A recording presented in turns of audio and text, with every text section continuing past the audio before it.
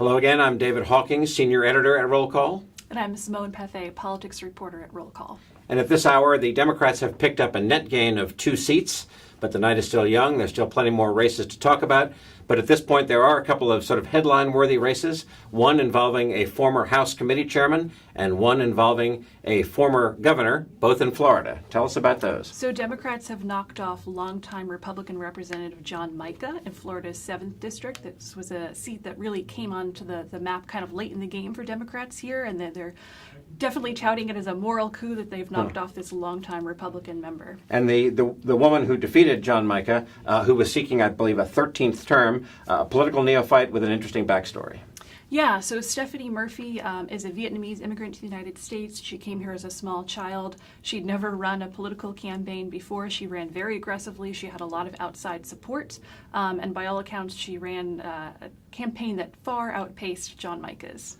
And then the former governor, Charlie Crist. Yeah, governor as a Republican, then became an independent, now a Democrat, defeated Representative David Jolly in Florida's 13th District. Who also went through something of a political transformation himself this year, because when the year began, he wasn't even running for re-election to the House. It's true. He spent most of his time and his effort running for Senate. Of course, when Florida Senator Marco Rubio decided to run for re-election to the Senate, Jolly dropped back down to the House to run for re-election too. So those are the two headline ones out of Florida. There are also 2 Republican sort of important victories, one in Florida, one in Virginia. What's going on there? So 2 closely watched races. One in Virginia, Barbara Comstock has prevailed. This was a suburban district. We were watching it to see if there would be a down ballot effect from Trump.